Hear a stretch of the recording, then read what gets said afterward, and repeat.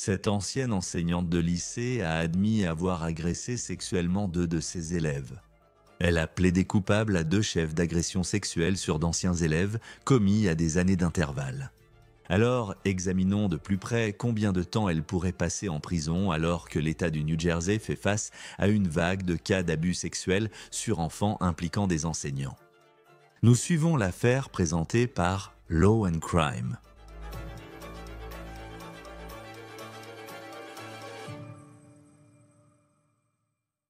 Julie Rizzitello, âgée de 37 ans, n'est plus enseignante.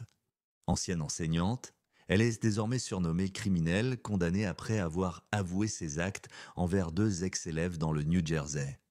Rizzatello a plaidé coupable à deux chefs d'agression sexuelle sur d'anciens élèves après avoir admis des relations sexuelles avec eux, invitant même un garçon chez elle. Alors, comment en est-on arrivé là? Et même si on semble parler de ces affaires plus souvent qu'on ne le voudrait, c'est toujours choquant lorsqu'un enseignant franchit la limite ou franchement la dépasse complètement dans des cas comme celui-ci, puis admet ce qui s'est passé. Riccitello a quitté son poste. Elle enseignait l'anglais au lycée Wall, situé sur la côte du New Jersey, à un peu plus d'une heure de Philadelphie. Le 3 juillet 2024, c'était seulement quelques jours avant son arrestation. Elle y travaillait depuis 2013. Et puis, il a été révélé lors de la procédure judiciaire que le directeur des ressources humaines des écoles publiques de Wall Township avait contacté la police de Wall Township après qu'un autre employé l'a signalé. Et il semble que la rumeur d'un contact sexuel entre l'enseignante et l'élève ait commencé à se répandre parce que cet élève en avait parlé à certains de ses amis. Au début, le bureau du procureur du comté de Monmouth connaissait une ancienne élève qui avait été victime de Rizzitello. Mais les choses se sont aggravées pour elle quelques semaines plus tard, après son arrestation, lorsqu'un autre élève est venu faire les mêmes déclarations. D'après une déclaration sous serment entre avril et juin 2024, Rizzitello a eu des relations sexuelles avec un adolescent de 17 ou 18 ans. Les signalements sont mêlés dans au moins 3 juridictions: le canton de Wall, le canton de Brick et le bourg de Belmar. L'équipe a dit aux autorités que Rizzitello l'avait agressé plusieurs fois, même dans sa voiture, et lui avait envoyé des photos nues. Un jour, avant son incarcération à la prison du comté de Monmouth, Rizzitello a demandé à la victime de supprimer ses messages textes osés. Elle a été inculpée de 2 chefs d'agression sexuelle, de subornation de témoins pour avoir demandé au garçon de supprimer les messages, et de 3 chefs de contact sexuel criminel. Elle a été incarcérée au centre correctionnel du comté de Monmouth. Le surintendant des écoles a envoyé une lettre aux parents pour les informer que Rizzatello faisait l'objet de poursuites pénales. Et dans la lettre, elle a écrit, je cite, « Nous reconnaissons que ces affaires ont un impact sur l'ensemble de la communauté scolaire, en particulier sur nos élèves. Je vous demande de veiller au bien-être de nos élèves pendant cette période difficile. Si vous pensez que votre enfant, ou si vous connaissez un enfant qui a besoin de soutien, veuillez consulter les ressources en santé mentale disponibles sur notre site web. » Comme toujours, la sécurité et le bien-être de nos élèves restent nos principales priorités alors que nous traversons les événements récents. Après l'arrestation de Rizzitello, un autre ancien élève a signalé avoir aussi été agressé par lui, et celle-ci remonte à 2017. Selon cet élève, leur soi-disant relation a duré de novembre 2017 à janvier 2018, et cela s'est passé au domicile de Rizzitello. C'est une femme de 37 ans. Donc, le 16 juillet, elle est allée au tribunal où elle a été accusée de nouvelles charges d'agression sexuelle et de subornation de témoins. Après que Rizzatello a plaidé coupable, la sentence est fixée au 9 janvier prochain et le bureau du procureur de Monmouth réclame des peines sévères. Selon un communiqué de presse concernant la condamnation de Rizzitello, l'État a déclaré qu'il prévoyait de recommander une peine de 10 ans de prison d'État.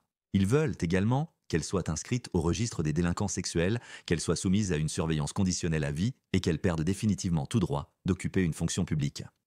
Le chef de la police de Wall Township, Sean O'Halloran, s'est exprimé dans le journal CoStar après que Rizzitello a plaidé coupable, et voici ce qu'il a déclaré, je cite, « Les actes de cette ancienne enseignante représentent une trahison de la confiance, non seulement envers les victimes, mais aussi envers l'ensemble de la communauté scolaire. Je salue le courage de ceux qui se sont manifestés, ainsi que le dévouement de nos agents et des agences partenaires pour avoir permis que cette affaire soit traduite en justice. » Protéger notre jeunesse est une priorité majeure et nous poursuivrons nos efforts pour traduire les criminels en justice et protéger résidents et visiteurs.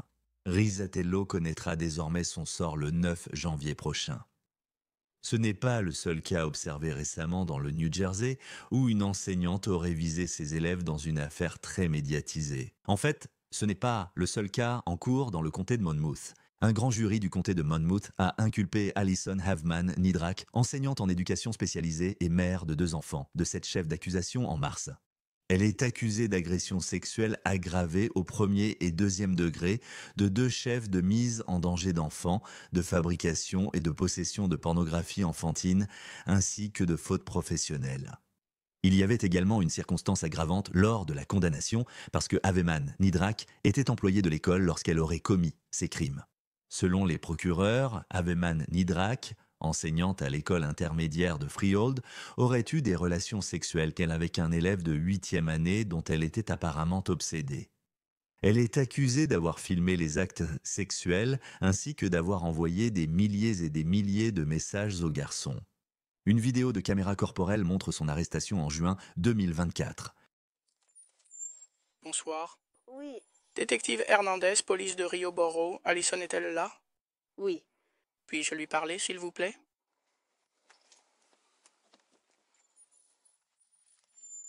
Non, nous allons lui parler ici. Merci. Bonjour. Salut, Allison, comment tu vas? Salut. Détective Hernandez du département de police de Rio Borough. Détective Correa et Hobb. Vous savez pourquoi nous sommes ici? Non? Une idée? Vous souhaitez sortir pour discuter? Je ne me sens pas à l'aise de parler sans la présence de mon avocate. D'accord, pas de problème. Merci. Nous avons un mandat d'arrêt contre vous, donc nous allons vous emmener. Souhaitez-vous laisser quelque chose à votre famille? Non, mes lunettes restent avec moi. Dois-je prendre des médicaments? Si vous prenez des médicaments, je vous conseille fortement de demander à quelqu'un de les récupérer pour vous. D'accord, donnez-moi juste une seconde. Je n'ai pas de téléphone. Il a été détruit. En fait, je l'ai perdu aujourd'hui et il s'est fait écraser. Havman Nidrak a déclaré que son téléphone avait été détruit ce jour-là. C'est quand même une sacrée coïncidence, vu ce que les procureurs disent qu'il y avait dessus. Je n'ai pas de téléphone. Il a été détruit. En fait, je l'ai perdu aujourd'hui et il a été écrasé. Demande-leur d'apporter le médicament. D'accord. Je dois quand même te passer les menottes. D'accord. Ça va? Les articulations sont très fragiles. Je ne vais pas te faire de mal d'aucune manière que ce soit. Ça va se passer en douceur. D'accord? Ça va toujours? Merci.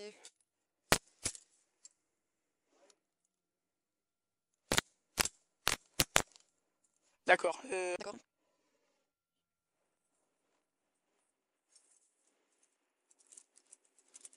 Mon mari est ici avec mes enfants. D'accord, merci. Et je verrai tes parents là-bas. Oui, mes parents sont ici, ils vont bien, mes enfants sont malades. Désolé, fais-moi une faveur, fais comme ça. J'ai effectivement beaucoup de problèmes de santé, je suis désolée. D'accord, d'accord. Jersey Shore Online a rapporté que d'autres enseignants ont vu Aveman Nidrak agir de façon inappropriée avec le garçon en lui frottant le cou, le dos ou la jambe, qualifiant ces gestes de aguicheurs. Selon l'acte d'accusation, le garçon de 15 ans a déclaré à ses amis qu'il sortait avec l'enseignante. Mais face à la police, il a affirmé sortir avec la fille de l'enseignante et que sa mère n'avait rien fait d'inapproprié. Mais réfléchissez à ces 25 000 messages textes. 25 000 messages textes entre les deux montraient quelque chose de très différent. Sa mère l'a emmené au commissariat où il aurait apparemment avoué ce qui se passait. Havman Nidrak est en assignation à domicile depuis son arrestation l'été dernier. Dan Shore, ancien procureur spécialisé dans les crimes sexuels, nous rejoint. Merci d'être avec nous sur Law and Crime et de nous aider à mieux comprendre ces affaires très troublantes, surtout celle-ci où elle avoue. Vous savez, c'est toujours glaçant d'entendre les allégations, ce qui est déjà choquant, mais ensuite d'entendre un plaidoyer de culpabilité. Pour moi, en tout cas, c'est toujours cette partie troublante et dérangeante de ces histoires très difficiles. L'État demande une peine de prison de 10 ans. Quelle est la probabilité que le New Jersey obtienne cela dans ce cas? Je pense qu'il est probable que vous verrez une peine de prison. Je ne sais pas si ce sera dans toute son ampleur, mais ce n'est pas juste un incident isolé avec une seule personne. Vous avez désormais les allégations Ce ne sont pas que des allégations, l'accusé ayant plaidé coupable, comme vous l'avez dit, avec 2 élèves sur une longue période et de nombreux incidents, dont l'envoi d'images explicites par texto. Donc je pense que ce type d'abus de pouvoir quand quelqu'un est enseignant et que les autres sont des élèves, des adolescents, et que cela se produit sur une certaine période. Il y a plusieurs personnes impliquées. Une forme d'incarcération est probable, mais peut-être pas la peine maximale. Mais je serais surpris s'il n'y avait pas une forme de peine d'incarcération. Dans l'une des affaires, donc il y en a une de 2017, et puis il y en a une qui a eu lieu en 2024. Et l'une des victimes avait 18 ans au moment des faits. Et je peux comprendre que certaines personnes voient ça et se disent « Eh bien, c'est l'âge du consentement. Alors pourquoi est-ce même un problème à la base ? Pourquoi est-ce encore un problème ? Et pourquoi cette personne est-elle une victime ? C'est plus important selon moi. Pourquoi est-ce une victime à 18 ans, 17 ou 18 ? D'accord. Eh bien, c'est surtout un abus de pouvoir et d'autorité de la part de quelqu'un qui est enseignant envers quelqu'un qui est élève. Et c'est vraiment problématique parce que cela profite de nos dynamiques de pouvoir. On observe souvent cela dans la société, qu'il s'agisse d'employés ayant un superviseur abusif ou d'enseignants dans une institution éducative. Tu es censé enseigner à quelqu'un et tu utilises cela pour brouiller les limites physiques et émotionnelles et profiter sexuellement d'une autre personne. Donc, c'est la partie importante de cela. Si cela s'était produit en dehors du contexte de la relation parent-élève-enseignant, il n'y aurait probablement pas de poursuite ici. Mais c'est vraiment important que quelqu'un aille à l'école et que ce soit un enseignant qui ait profité d'au moins 2 élèves. Oui, et tu dis au moins. Et je pense que c'est une bonne façon de le dire parce qu'elle était dans cette école depuis 2013. Elle démissionne en 2024 après ces révélations. Puis, il y a cet élève de 2017. À quel point est-ce courant dans ces cas-là que ce ne soit pas la première fois que l'enseignant est arrêté ? J'ai souvent constaté que lorsqu'une personne signale un fait et que d'autres suivent, cela entraîne beaucoup de doutes et de culpabilité injustifiée chez les victimes d'un enseignant. Souvent, les gens ne perçoivent pas cela comme un abus. Ils se sentent responsables et ne veulent pas créer de problème à l'enseignant. Mais ensuite, quand quelqu'un d'autre signale, d'autres personnes se manifestent, d'autres signalent aussi. Donc, je pense que c'est vraiment courant qu'une fois qu'il y a un signalement, d'autres personnes suivent. Et on ne peut être condamné que sur la base des personnes, évidemment, qui se sont manifestées. On ne peut pas se baser uniquement sur des suppositions concernant ce qui existe. D'après mon expérience et mes enquêtes, lorsqu'une personne profite d'une autre dans une relation de pouvoir enseignant, souvent d'autres victimes peuvent aussi se manifester. Et il est possible que cela arrive dans cette affaire à l'avenir. Nous avons aussi évoqué d'autres affaires où plusieurs personnes se manifestent après la révélation publique des allégations. Et ça y était aussi la sécurité du nombre, où les gens ont vraiment peur des représailles et d'avancer avec ce genre d'allégations. Et une fois qu'ils voient quelqu'un d'autre se manifester, les gens se sentent encouragés à dire aussi « oui, cela m'est arrivé ». Et dans ce cas, dans l'affaire de 2024, il y avait des messages textes osés et des photos nues que cet enseignant a envoyées à l'élève. Une trace numérique de cette relation existait. Dans ces cas, quand quelqu'un affirme qu'un fait s'est produit, comment enquêtez-vous pour vérifier que ce n'est pas juste un adolescent qui l'invente, mais que c'est réel ? D'accord. Eh bien, des messages textes, des images explicites, ce sont vraiment des preuves solides qu'il y avait une relation explicite, qu'il y avait un certain type de comportement inapproprié ou sexualisé. J'ai été procureur spécialisé dans les crimes sexuels depuis 1998, donc j'exerce depuis longtemps. Et à l'époque, nous n'avions pas toutes ces preuves à travers les messages textes, les réseaux sociaux et les images qui étaient échangées entre les gens. Maintenant, c'est tellement courant dans toutes les enquêtes que je mène. Je mène des enquêtes sur les agressions et inconduites sexuelles dans des collèges et universités. Il est très fréquent de voir lorsqu'une relation existe, des communications de ce type qui confirment sa nature, parfois de façon explicite. Donc, c'est une preuve extrêmement puissante que chaque enquêteur doit examiner en profondeur. Cela n'existait pas quand j'ai débuté ma carrière. À quel point cela peut-il être difficile ? Parce qu'en 2024, vous avez ces messages textes, ces photos qui ont été envoyées, et bien sûr, la parole de l'étudiant compte aussi vraiment.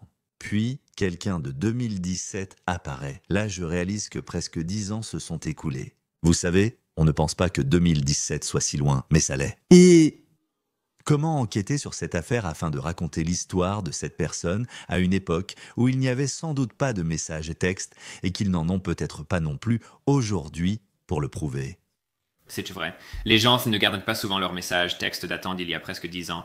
Parfois, d'autres témoins ont vu les personnes ensemble, même sans observer le pire du comportement présumé. Ils ont peut-être remarqué des limites floues dans les interactions entre deux personnes.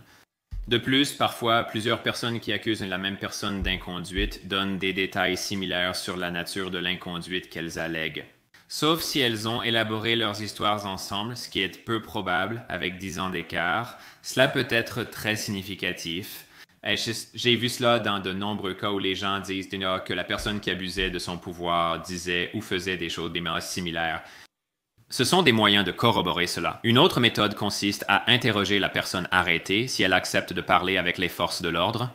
Et une fois qu'il y a plusieurs personnes qui portent l'accusation, il est difficile de soutenir que plus d'une personne invente simplement cela. Cela peut certainement arriver, mais il est moins crédible pour quelqu'un de dire que les allégations sont des inventions lorsqu'il y a plus d'une personne.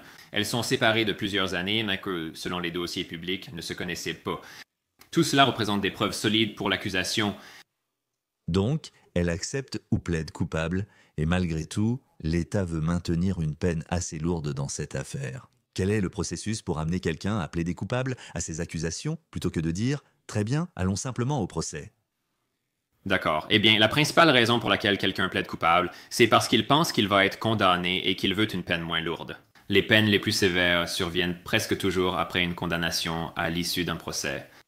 La défense pourrait avoir dit « Nous avons deux accusateurs, de nombreux messages textes et des images explicites.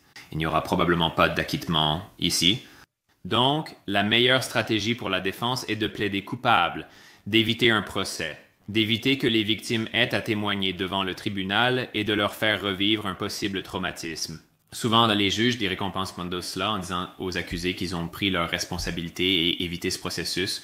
Je vais vous donner une peine plus clémente. Il y a presque toujours une certaine récompense pour un accusé qui plaide coupable, pas toujours. Cela peut rester une peine sévère, donc plaider coupable ne signifie pas s'en sortir. Mais notre système judiciaire incite fortement les gens à plaider coupable. Comme vous le savez, la plupart des affaires ne vont pas jusqu'au procès.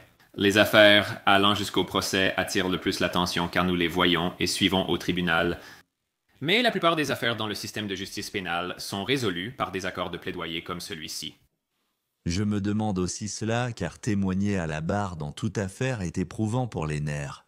Je veux dire, j'ai été appelé une fois pour faire partie d'un jury et il fallait s'expliquer. Et rien que ça, c'était déjà stressant. Mais être à leur place et faire face à son accusateur, ça demande beaucoup de courage.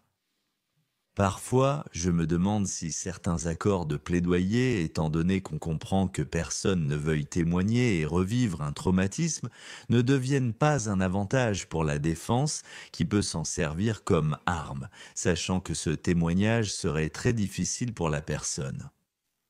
Absolument. De nombreuses poursuites pour inconduite sexuelle ou violence entre partenaires échouent simplement parce que la victime présumée refuse de témoigner pour des raisons compréhensibles. À ce moment, j'étais procureur spécialisé dans les crimes sexuels, traitant des affaires d'abus sexuels sur enfants et autres. C'est l'un des grands défis, obtenir la coopération de la personne tout au long du procès. Il faut aussi beaucoup de temps avant le procès, qui peut avoir lieu 1 an après l'arrestation. Ici, des incidents se sont produits il y a longtemps. De nombreuses victimes d'abus sexuels à l'époque ont tourné la page ou tenté de le faire, parfois avec l'aide d'une thérapie. Peut-être ont-elles le sentiment de tenter de guérir, puis de devoir tout revivre devant le tribunal, être contre-interrogé et affronter la personne impliquée. C'est difficile. Les accusés en bénéficient, mais cela fait partie du droit à une procédure régulière. Les personnes accusées d'inconduite sexuelle ont le droit constitutionnel de faire face et de contre-interroger leur accusateur, car il existe aussi de fausses plaintes et cette procédure est essentielle. Donc, je pense que cela rend les choses plus difficiles pour les victimes, mais cela garantit aussi une procédure régulière importante pour les accusés. Et ce sont là certains des intérêts concurrents qui sont en jeu dans notre système judiciaire. Cela aboutit souvent à des accords de plaidoyer où l'accusé assume la responsabilité, reçoit une peine et évite aux victimes de venir au tribunal, ce qui peut être la meilleure solution pour tous.